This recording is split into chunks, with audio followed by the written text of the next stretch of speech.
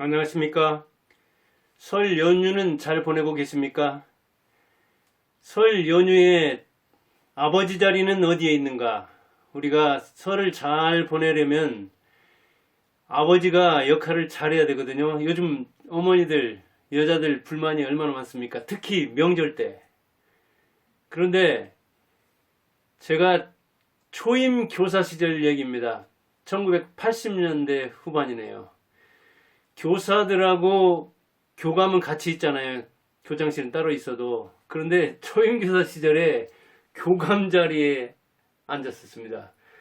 이제 교감을 이렇게 교사들이 둘러싸 안고 있으니까 교감이 이제 없는 동안에 앉아서 교사들하고 이렇게 이야기를 하고 있는데 마침 교감이 들어가지고 자기 자리에 앉아 있으니까 아주 눈살을 찌푸리면서 뭐 크게 나무라지는 않지만 좀 무리하다는 듯이 그런 눈치를 보이더라고요. 그때 좀 당황도 하고 뭐 자리가 그렇게 중요한가 당시에는 그렇게 생각했습니다. 그러나 지금 생각해 보면 권위가 의자에서 나오는 건 아니지만 보이는 자리도 중요하구나. 형식도 내용 못지않게 중요하구나. 그런 생각을 합니다. 권위에서.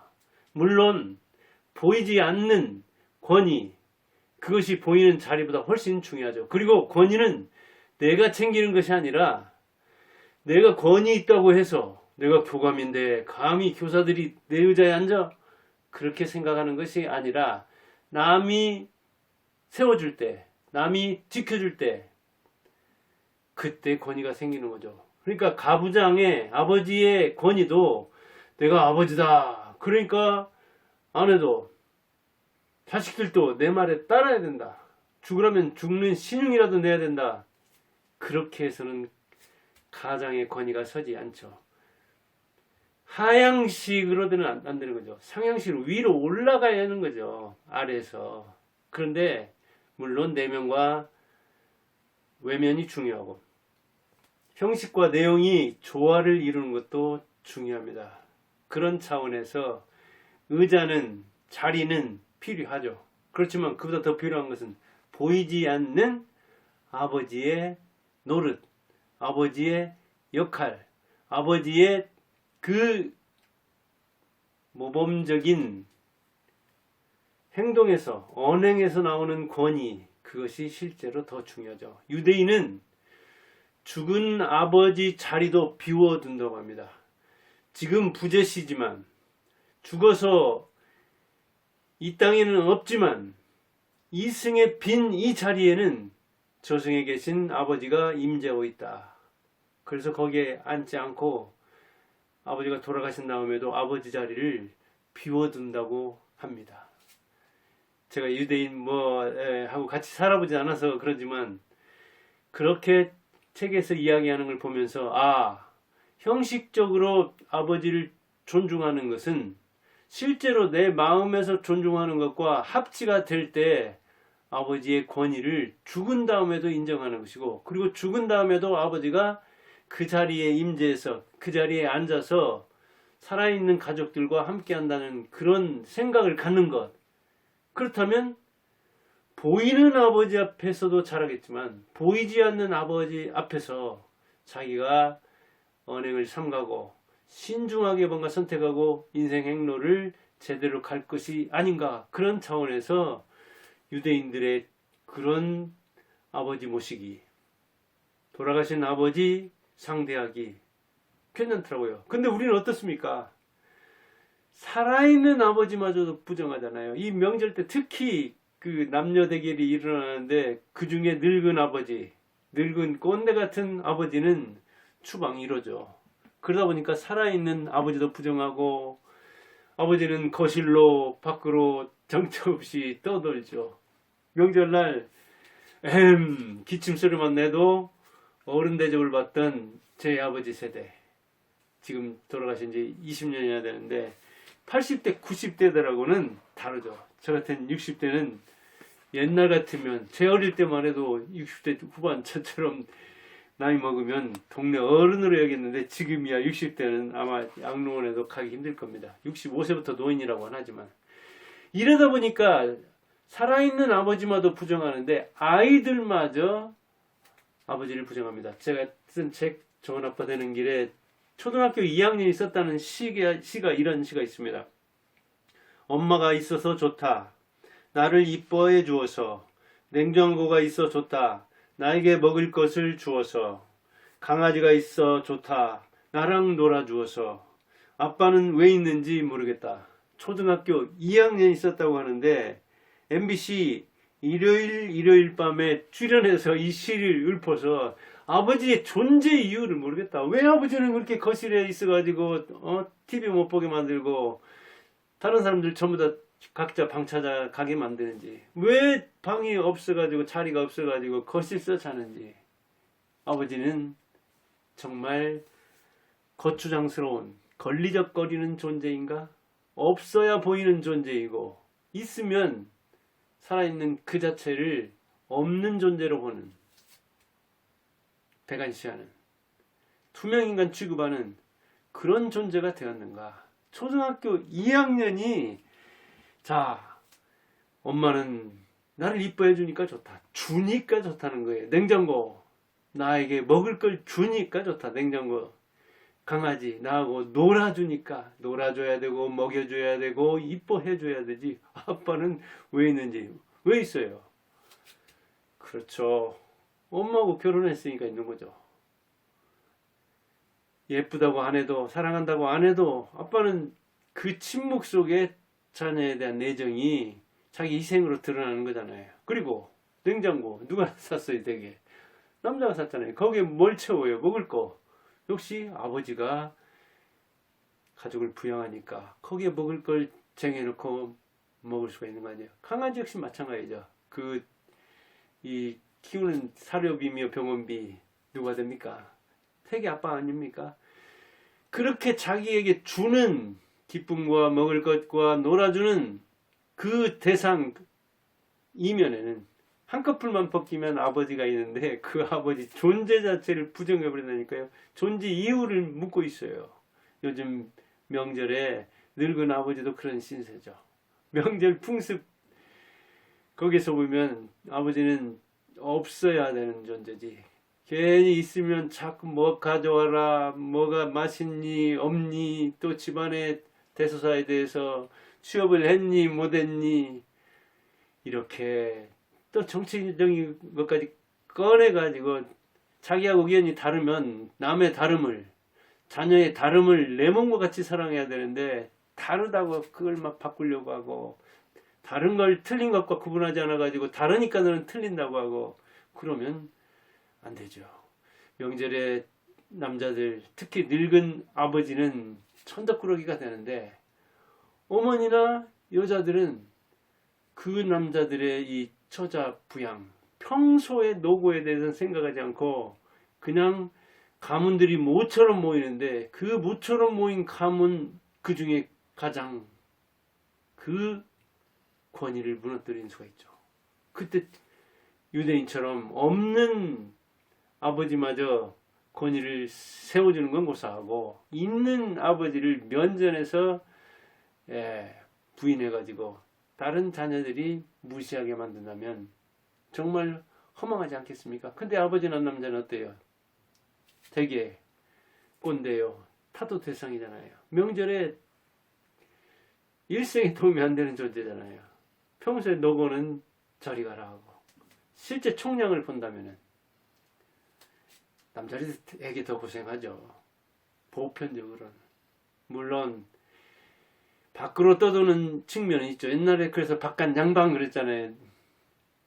안사람 그러고 그만큼 밖으로 사회활동을 하고 경제활동을 해야 자녀를 부양할 수 있기 때문에, 처자를 부양할 수 있기 때문에, 부모를 봉양할 수 있기 때문에 그런 거거든요. 그런데 옛날에는 아이를 키우는 데는 온 마을이 필요되었죠. 마을 어른들이 다 필요하고 마을의 그 사회 분위기, 규율, 예절 이런 게 다 협동을 해서 아이를 키워낸다고 했는데 아버지 자리는 지금은 권위가 땅에 떨어져서 가문의식을 명절 때는 한번 뭉칠 수 있는데 요즘은 그렇게 세는 집도 드물어요. 요즘 뭐 한 사람이 이렇게 모임 같은 데 갔다 오면 아직도 환갑이 안 됐는데도 교사니까 교사 출신들끼리 많이 모이는데, 우리처럼 우리는 6남매인데 어머님은 살게 계시는데 전부 다 그리 모이거든요.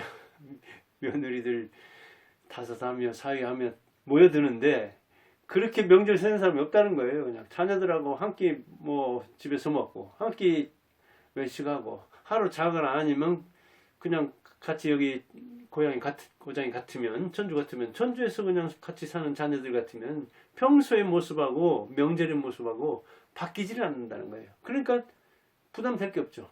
시어머니도 어머니도. 그런데 아버지 자리는 옛날에 비해서 더 많은 것을 요구하잖아요. 옛날엔 그렇게 가부장적인 측면으로 뭐 밀어붙이면 다 통했죠. 좀 못마땅해도 다 참아냈잖아요. 그런데 지금은 얼굴 맞대고 이야기를 하는 측면이 있다니까요. 이제는 마을도 사라졌고, 마을에 누가 어른이 간섭을 하고 하면 부모부터 맞고 나서잖아요. 이제 핵가족 문화가 대가족 문화로 바뀔 기회는 거의 없어요. 대수사 같은 때도 가끔 만난 사람 같으면, 그런 친인척 같으면 괜찮지만 어쩌다가 몇 년에 한 번씩 만난 사람 같으면 그냥 인사를 어떻게 해야 할지, 뭘 물어봐야 될지 그걸 잘 모르는 측면도 있죠. 아버지 자리, 권위 누가 세워주지 않습니다. 내가 가부장이니까, 내가 어머니니까, 내가 아버지니까 안 통합니다. 이제는 스스로 세워야 됩니다.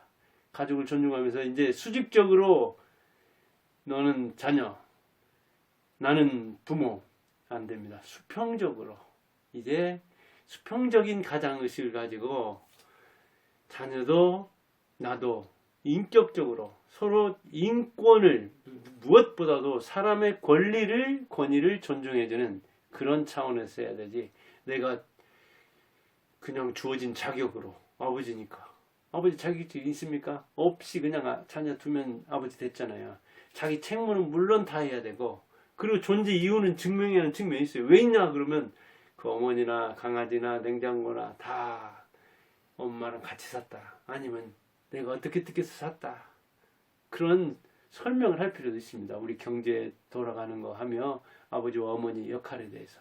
그리고 물론 언행의 모범을 보여야 되겠지만은 그걸 설명도 해주고, 때로는 존재 이유를 증명도 해주고, 때로는 존재하지 않을 때 얼마나 힘든가를 알게 하는. 그래서 오죽하면 아버지가 증명되는 방법은 사라지는 방법밖에 없다. 죽어야 아버지의 존재는 인식하지, 죽기 전에는 인식하지 못한다 할 정도로 평소에 아버지가 너무 자극을 많이 줘서 그런 측면도 있지만, 어머니가 너무 아버지의 존재를 무시한다든가, 아니면 어머니가 자기 존재를 너무 부각시키려고 자녀를 끼고 살아가지고 아버지의 존재가, 즉 자녀와 이 부모 사이에서 엄마와 자녀가 너무 밀착되어 있기 때문에 이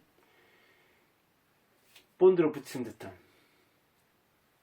이런 사이를 비집고 들어갈 틈이, 아버지가 들어갈 틈이 없는 그런 집도 있거든요. 그렇다면 삼각형이 돼야 되지, 이렇게 둘이 밀착된 그런 사이에서는 아버지는 떠들 수밖에 없는 거죠. 그러다 보니까 아버지들은 어떻습니까? 고독사 또는 고립사 많고, 무연고 사망자 많고, 절대 빈곤자 많고, 그리고 그 쪽방촌에 사는 사람들 많고, 또 자살자도 많고. 아버지들이 이 어머니들보다도, 물론 노인들이지만 늙은 남자가 늙은 여자들보다 훨씬 그 최후에 불행한 쪽으로 가는 경우가 많다고 하거든요. 그 이유 중에 하나도 아버지가 스스로 내려놓지 않는 그 권위는 누구도 내려놓게 하기가 어렵잖아요. 마치 왕처럼. 근데 아버지가 가부장을 왕처럼 생각해가지고 그 자리를 내려놓지 않으려고 하면, 자기 권위를 스스로 내려놓지 않으려고 하면 오히려 권위는 더 떨어지고 아래에서 아버지 권위를 부정하게 되죠. 그러니까 새롭게 바뀌어야 됩니다. 이제 같이 명절도 세고, 명절도 간소하고, 같이 준비하고, 같이 밥 먹고, 같이 설거지하고, 같이 가족이 그리고 이제 부모가 돌아가신 경우에 저 같으면 뭐 4명이잖아요. 아들들 이제 아내하고. 그 4명이서 뭘 높낮이를 찾아봤자 무슨 의미가 있습니까? 바깥에서 또 싸워서 이겨야 되지. 가족끼리 싸워가지고 이겨야 무슨 필요가 있습니까? 가족 내에서 남편이 아내가 남편을 이겨야 무슨 소양이 있어요? 서로 헐뜯어요. 뭐가 좋습니까? 좋을 게 없잖아요. 그런 측면에서 유대인들은 아버지의 권위를 세워주는데, 그러면 아버지는 그냥 가만히 앉아있으면 아버지냐? 그렇지는 않죠. 아버지는 종교, 교육, 사회, 곧 인생의 스승입니다. 그런데 그런 인생의 스승으로서 감당할 만한 것을 자기가 갖춰야 되고, 신의 그 대행자로서 적어도 아이들이 이 성인식에 이를 때까지 한 15년 안팎은 13, 14년 안팎은 제대로 그 신 역할을 하려면 이를테면 안식일이다.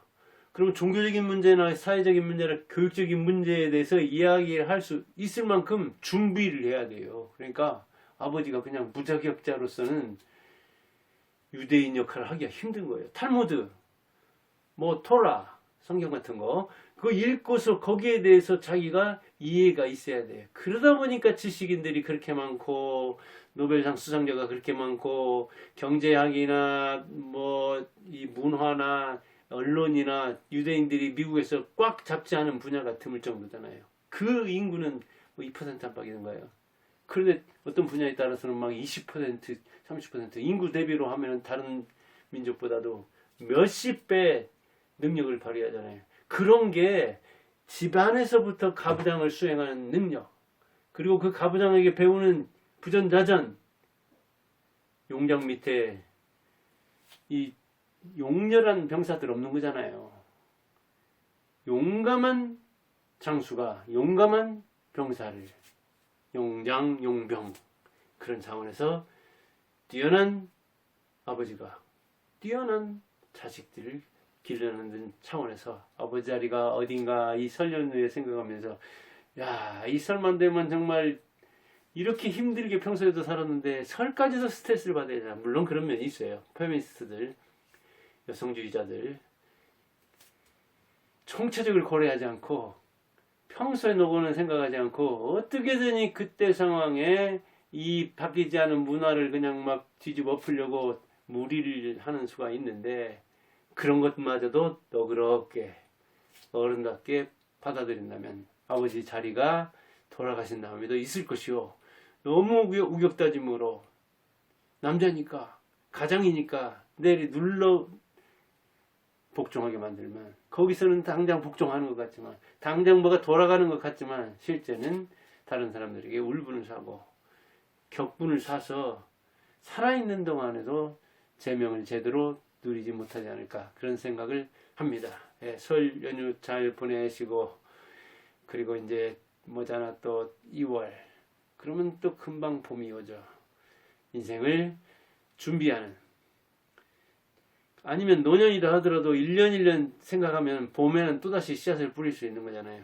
그것처럼 노년일수록 노익장을 과시하는 봄이 되기 바랍니다.